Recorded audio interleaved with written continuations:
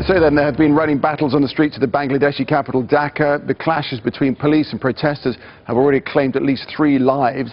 Islamic protesters are demanding the introduction of an anti-blasphemy law. They also want the death penalty for those who insult Islam or the Prophet Muhammad.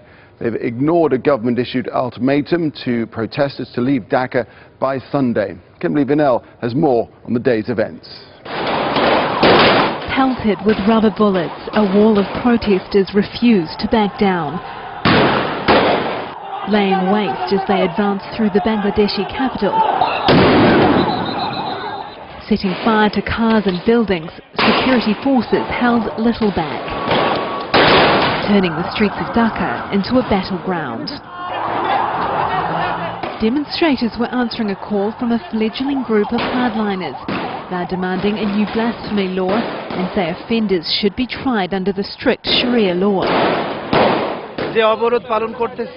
This protest is to press for the 13-point list of demands by Hifazat Islam, in accordance with the Quran and the Sunnah, and we demand punishment for the atheist bloggers.